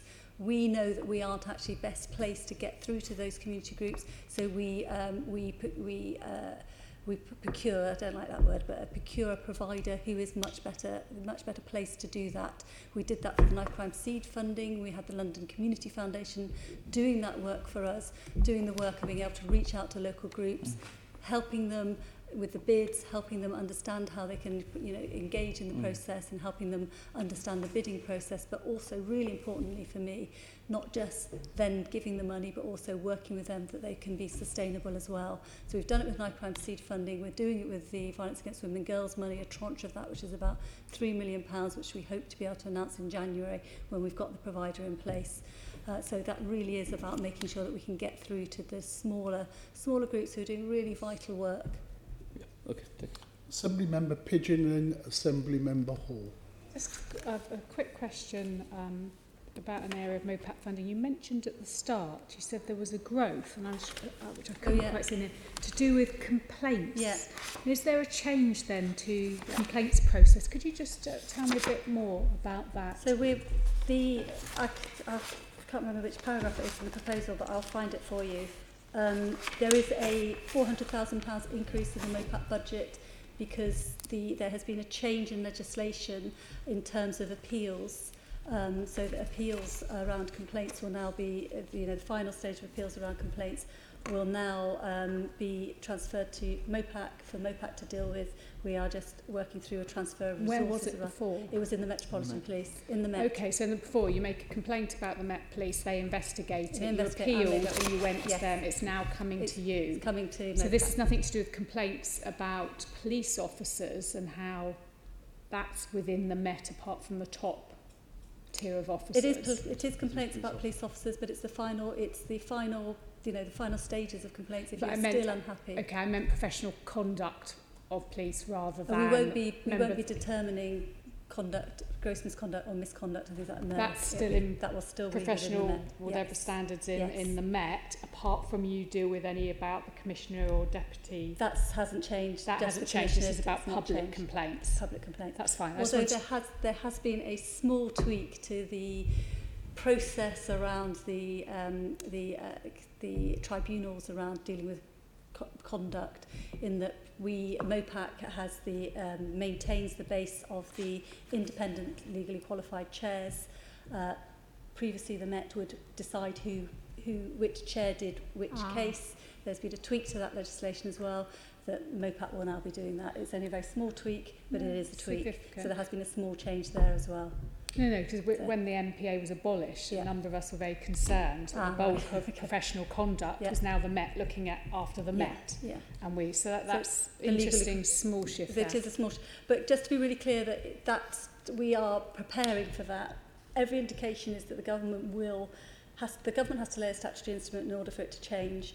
Every indication is that they will do it at the beginning of February. We were told they're going to be doing it at the beginning of February. We are planning for that. But it may not happen. Okay, understand. Thank you for that clarification. Assembly Member Hall. Thank you. Just before I ask my question, did you say that any complaints against the Commissioner or the Deputy go to MOPAC? It's against the Commissioner come to MOPAC, yes. Just the Commissioner. Okay, that's interesting. Okay, we can look at that another time. I need to ask about that. How far does the monitoring or auditing of MOPAC commissioning go? And as an example, how do you measure the delivery and performance of safer neighbourhood boards? The Safe Neighbourhood Boards have £1 million budget a year, and Yes. in order to, as you know, in order to deliver the grants, they will, there's a light touch around that because in terms of individual grant allocations, it comes down to £5,000, £6,000 a time. I think rightly it's light touch, but we do expect there to be some, it's public money and it does need to be accountable for. Well, £1 million is a hell of a lot of... Overall, absolutely, but when it comes down to it, yes, of course it is, and it's a good amount of money going out into communities. But when it comes down to it, each individual allocation is relatively small. That does still need to be monitored, and there still needs to be some monitoring of it. It's public money and it needs to be spent properly. There is a balance to be had around making that overburdensome whilst also making sure you have good use of public money. And I am very hot on the good use of public money, but we have also we've got to make sure that it's proportionate. Well, I've called it out before as being totally inappropriate, some payments before, and yet one finds the same people are still responsible for some of the money going out. And £1 million may not sound a lot when you're talking about £1 billion budgets. It is a lot of money. However, it's still taxpayers' money, and it needs to be monitored sometimes. And it's very often on the small things that can make a massive difference or can be completely squandered. I'll leave it at that. But So I must say, most of us are quite concerned. So, Susan, if you've got specific issues about specific grants that are being sent, which are being provided, whether it be through Safer Neighbourhood Boards or not, let us know and we will look into it. I don't know if that's happened in the past, but if you've still got issues and worries, you need to tell us so we can look into that. Can I just comment on that? So, sorry, just on that, on the SMBs, it is a real smorgasbord, isn't it? I mean, you get some SMBs, and I won't name any, that are exceptionally good, and there are others that really are not performing that well.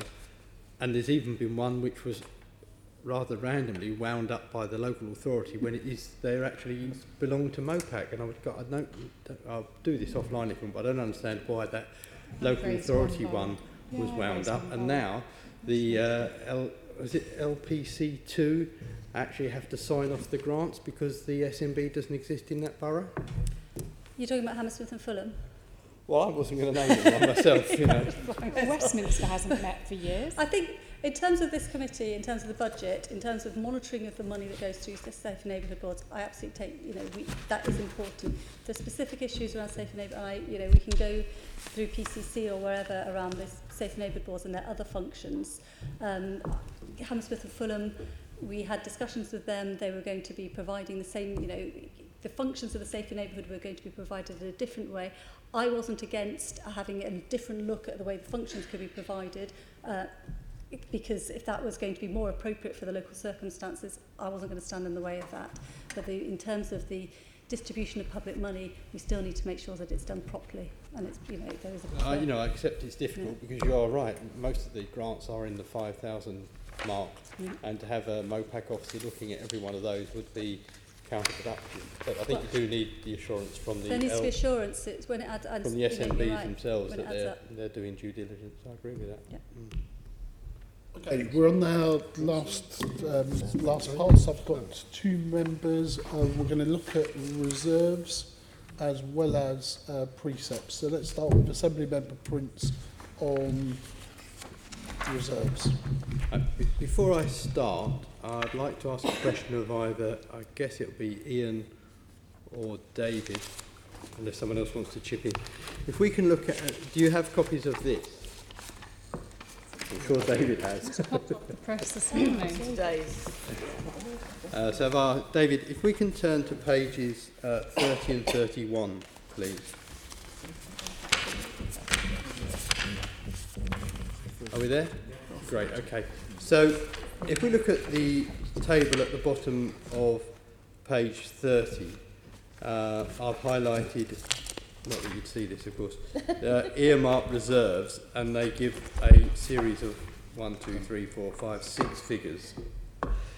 And then on table, I suppose you'd call that table 4.20, and then on page 31, effectively table 4.21, there's another line called earmark reserves, but those figures are different. Would you just explain to me the difference between those two figures, please? Sure. And So why they're either, are they completely different figures? So could I ask why they're both called earmarked, or, well, I'll leave it to you to explain, David. the first table is effectively showing the change year on year, and the second table shows the earmark reserves at the end of each year. So this one is changes, and the other one Yeah, is so they are perfectly consistent. yeah. And this is the actual figures. Yeah. Good, that's helpful. Thank you very much. Just wondered what that was. So this question, I suppose, is to, we can ask it of Sophie, if you like, the Deputy Mayor. Do you think the levels of reserves are adequate, and are they necessary? Levels of reserves for the Metropolitan Police budget. Yes. They're standing at about 1.3%, aren't they, in terms of the unallocated reserves? I have asked this question myself as to whether they are adequate and whether there's risk in this. The answer that I get from those advice I take is that in a growing organisation, that is the risk is less because as a growing organisation, we are growing at the moment. So the advice I get is that it's something that we should just keep an eye on, but they are adequate. Sorry, I just hit you with that one. Because we're growing, we don't need so many reserves. Is that what you just said?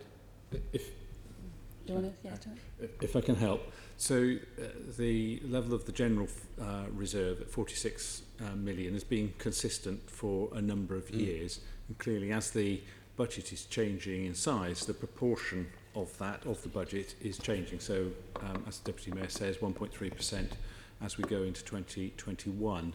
Yeah. And in terms of forming the judgment, which both Ian and I have to do in terms of advising on the adequacy of reserves, we have to look at clearly the size of the budget, the size of the reserves, what's happening to the organisation.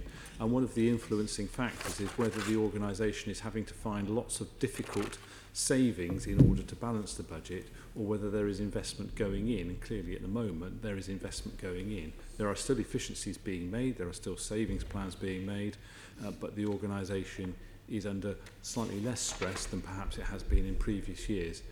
That being said, the paragraph in the report does make it clear that this is an area that needs to be kept under review, and one of the judgments that needs to be made is at what point do reserves need to be increased, because any money that goes into reserves, stating the obvious, doesn't go to policing or some other function, and therefore there's a careful judgment to be called. So, also, can I just add to that as well? It was also looked at by our auditors. Look at this at the end of each year, and Grant Thornton took a view of obviously looked through our reserves, and we're clear that whilst they're at the sort of lower levels, it was still adequate. But we should look at but we will consider going forward whether we should top those up. so what percentage do you think is prudent?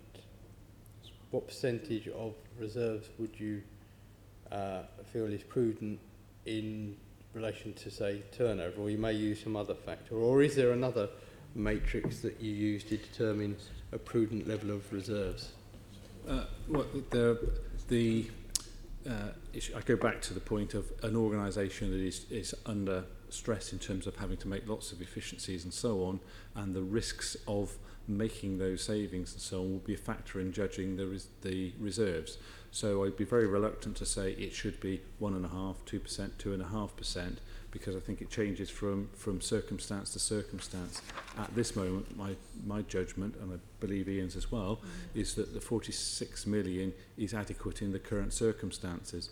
If things change and government funding doesn't come through as expected and so on, then the judgment may need to change, and the reserve may need to grow in order to provide greater resilience under those circumstances. But do you have, because every local authority does, and I think even we do you have a statement that actually defines what that level should be? Or is it just you stick, with all due respect, and don't take this the wrong way, is it just you sticking your finger in the air and going, that feels about right? No, it's not. It's not sticking your finger. It's looking at the risks facing the organisation and forming a judgment against those risks facing the organisation. And who does that risk assessment? Is there do you get outside advice on that, or is that your judgment, or is that? As Ian has referred to, we have the auditors reviewing that judgment and making commentary about it, as well as our own professional judgment about those risks facing the organisation. So it's not something that is formally reviewed by others other than the external auditors. And that will be historically more than going forward, really. They look at both. So as part of their review of the organisation, as part of the value for money assessment, they look at the organisation as a going concern, and that is a look forward for at least 1 year. And they will look at the level of stress the organisation is under, the level of reserves, savings plans, investments, and other things. Okay. I think it's certainly a question that I ask in terms of the budget setting: is the level of reserves adequate? I always think that in terms of the budget, the Metropolitan Police's budget is under a massive amount of scrutiny, and rightly so, because it's public money and it's the policing of London. So you have the Chief Finance Officer of MOPAC, you have Chief Finance Officer of the Met, we have the GLA, and then you have the auditors. So it's almost checked and verified 4 times in terms of the level of reserves. It is a really important question, especially as, at the level we are at. But in terms of professional advice, we have a lot of it, and very good advice on Sure, that. no, I'm not disputing that, and it's not an aggressive question. I really just think in terms of sort of the solidity of that advice. If a figure is come to, it would be interesting to learn or know the process on how that has come to. Because if, heaven forbid, the worst happens and the wheels fall off and it's found to be an inadequate amount, this committee should, because we've seen in other, not MOPAC particularly, but certainly not MOPAC, but in other services, things have happened and they're bad reports. Because this committee hasn't asked the right questions, and I think it is the right question for us to not just challenge, but to actually ask how you got to where you got to, and for us to be satisfied that it's not just, as I say, with all due respect, someone sticking their finger in the air and saying we think that's about right. Because going forward, as we know, the reserves are going to be run down in the foreseeable future, as far as I can see, unless I've got my figures wrong here. Then clearly, as Peter quite rightly said, the risks are changing, but where's that matrix to give us that assurance that we have still got the right level of reserves, or have we got too many reserves and we can plough that in, use it as capital, and make some more savings to help poor Robin over there?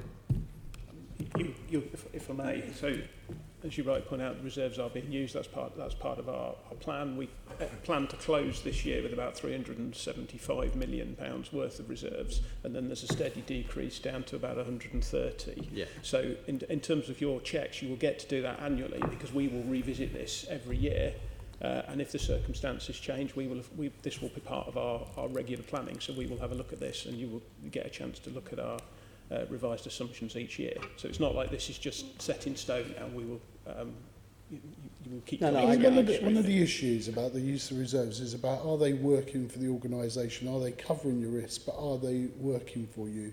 And if you get the unfortunate thing that happens, is how resilient are you? Does it knock you sideways, and does it damage other plans?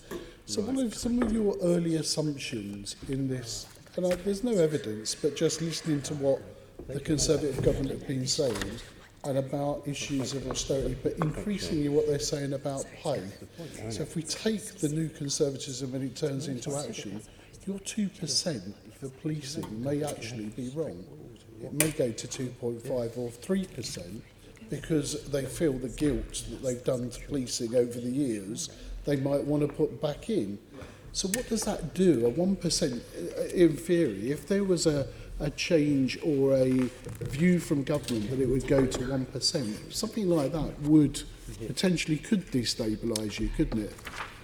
I mean, so an extra 1% on pay is about 20 odd million on officers. 20 million for officers, and then if one had to then apply the same across to staff, if that would be our choice, but if that's what we did, then that would add another £5 million across. So that would obviously be a big deal, and this comes back to the overall conversation we had earlier around needing to keep the conversation with government around overall cost. So there's a segmenting of budget which is about right. Here's the growth. Here's what you need for 20,000 officers. And the money you need for 20,000 officers is one thing, fabulous. We also need to continue a conversation with government about what is needed to maintain the rest. What is needed to continue to focus around pay and inflation, and to ensure that the rest of the Met can stay in shape, not just the 20,000. So we will need to continue to say to government, whilst we've budgeted for 2%, that is driving a gap in our budget in the later years of this medium-term financial plan. And because we are unable to make any savings from the officer line, if we were having to find that saving from others, you really then start to cut into some very, very problematic parts of policing. And if you're not careful, then you do end up going to your challenge early. You do end up then in a perverse situation of having to put officers back into roles that you shouldn't do. We don't want to do that, and that's why we need to make sure that the funding is sufficient for all. Oh, it's be interesting. I mean, I'm schizophrenic on it. Of course, I want people to earn a fair reward, but equally, there are implications around that. Hopefully someone's thinking about that. Just two questions more. Very quickly, I've got... sorry, do you want to continue on? If I could just finish. I thought you'd finished. No. Sorry. No, sorry. Carry on. We've got Assembly Member Berry waiting to come in after you. Okay, so just quickly on the 43 million property reserves, that remains fairly level. Are you any plans for that other than what we've already discussed? Yeah, we've got. So there are. This is all under review. The property reserve is part of the estate strategy. So we put money in for dilapidations, as you would expect, and then as we exit buildings, we have to use that. But this is all under review at the moment. That's a great answer. Thank you very much. And then what I would also like to ask is, what do you have any specific? You may have answered this earlier, but do you have any investor save programs? Are you using any of your reserves for investor save programs? Something that happens a lot in local government. Well, so, I mean, to some extent, our investment in IT, we will look to drive savings from our investment in the new command and control system, and indeed in our Connect system. So those savings won't offset the cost of those programs, and there's many other benefits from those, not only just kind of upgrading the system, but also operational benefits coming. But both of those programs will enable us to make savings coming through. Our investment in mobile technology is delivering significant efficiency benefits. So we're investing there in order to save on time, which is obviously critically important from a police officer's perspective. So there would be two examples. All right. I think that's it for me. Thank you. Assembly Member Berry. Sure. Precepts. I wanted to ask about assumptions around precept levels and also what the Mayor's been doing in terms of conversing with the government. So I think these are mainly questions for Sophie, because we don't have any knowledge yet of what the precepts are going to be. So the two documents that we have, the submission document from MOPAC and the Mayor's draft consultation budget, which we've just received today, both make it clear that the government hasn't really said what it's going to allow police and crime commissioners to do in terms of the precepts yet. And there's a slight implication that it might be similar to what they're doing for fire authorities, which is, so the ones that are tied, it's confusing, but the ones that are fire authorities that are tied to police and crime commissioners are restricted already in the guidance the technical guidance that was issued in October to 2%. but they haven't yet said specifically what they're going to do about the policing part of the precept. And I think even those authorities where they're also fire and police report the two things separately, so there's still scope for almost anything to happen. Is that the way you understand it, Sophie? I think We just don't know what the government's going to do in terms of the precept. So, yeah, they've not even hinted that it'll be 2%, have they? No, or that it'll we be a don't monetary know. amount like last year. And it's clear in the Mayor's budget proposals that he's published today that, and it's, you know, we've baked it into this budget, that at the moment it's at 1.99%, and that's £30 million that's baked into this budget. He's clear in the budget that's been, consultation document that's been published today, that if that changes, he will review the position. You know, we don't know what's going to happen. Yeah. I can just clarify the fire position, because what we've done is base it on a consultation in October from the government, and the only information we had was about non-police services. So all we have done is basically transpose over the non-police into police, because that's the best assumption we've got. Yes, So, there's a very slightly ambiguous statement in that technical consultation where it talks about fire. I can't remember. I've tried to try and find it now. But fire commissioners who are also police and crime commissioners.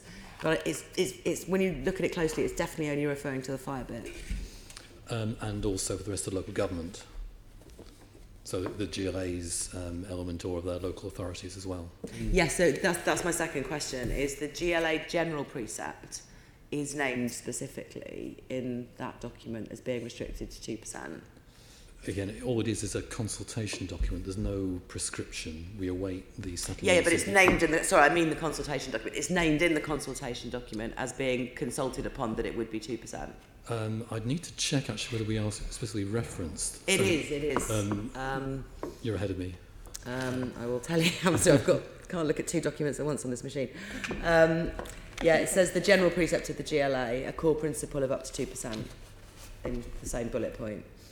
Fire and rescue authorities is the thing I was searching for before. So the thing is, my second question, Sophie, to you, I think, is our general precepts by that bullet point is intended to be restricted to 2%. The two bullet points later, it says there's no principles on the other parts of the precept for mayoral combined authorities. This seems a bit unfair on London in respect of this budget, in that there is wriggle room for the two combined authorities that are also police and crime commissioners to increase their general precept and transfer some money over, like the sort of thing we've done before here. Did you feed back anything about that to the technical consultation process? Can we see them as response to the technical consultation process? Yeah, we happily send you the Mayor's response to that. Did you ask for any the same flexibility as the other mayoral combined authorities? What we were more interested in was looking for the scope to actually have a pounds Band D precept being our ask rather than necessarily a percentage increase. But we can happily send you through the response we made. So you made a specific request of the policing precept itself without commenting on the fact that they're restricting our general precept but not the others? We made a specific request around the non-police element to actually assist the non-police services around the making it a pounds Band D element rather than a percentage increase. Can you explain that a bit further? So it's advantageous to the non-police element to actually have had, rather than a percentage increase, having a pounds limit, because actually could give the Mayor more flexibility over the non-police services. So you argued for a pound limit? A Band D pound threshold rather than a percentage increase, because that potentially could give us more flexibility. So in general, you asked for a pound increase? For non-police services, it would be advantageous to the GLA overall to have that, and that was one of the arguments we made in the consultation response. A fiscal rather than percentage. Yeah, no, that makes sense. Although, compared with the rest of the country, we're disadvantaged by that pound limit last time. It was a lower percentage increase for us. Yeah, it's because you end up being tied to a lower amount by that percentage for the non-police. For police, I'm not sure it makes much difference, but I need to look at that. Okay. Well, can you give us some commentary about that then, and respond back to Assembly Member Copious all Sure. Yeah, just really like to know what you've been arguing for when it comes through. Obviously, it will probably come through this afternoon now. time, but we'll see. I mean, obviously the main arguments were around the ability to have flexibility on that, but also the consultation itself was a very technical document, but happy to send that through. Yeah. And I don't think you've answered whether or not there's any difference between us and the other, and like West Midlands and Greater Manchester, and whether you've raised that with the government. I mean, in terms of flexibility around the policing precept, as police and crime commissioners through the Association of Police and Crime Commissioners, we've been lobbying quite hard to have greater flexibility. In terms of, I'd have to go back and have a look at whether we were any difference to West Midlands and Manchester, but certainly in talking to the PCCs and the PCC and the Deputy Mayor in Manchester, we were all agreed in lobbying for greater flexibility, and that's what we did through the APCC. But this is the, I'm talking about the general precept, the difference in the general precept restrictions. So the general precept will be via the GLA, so sorry to be... But it affects this budget. Yeah, no, I understand, I understand why you're asking. I don't have the answer. You must have been in a meeting where it was discussed. Yeah, so we'll have to come back to you on that. Okay. We're at the end of this session. Can I thank you for the way you've answered the questions? We'll wait for some additional information that you're going to supply us, and we will probably write to you with some further questions. So we're just going to continue on with our formal business now. If we can go back to the main agenda on item 5. So the Budget Performance Committee work programme, can we note the work programme? Date of the next meeting is scheduled for Monday the 6th of January 2020 at 10 a.m. in this chamber. And is that for TfL and OPDC? Yep, there Two is nods to sessions that, again. it is yes. And item 7, there is no any other business. I now declare this meeting closed. Well done.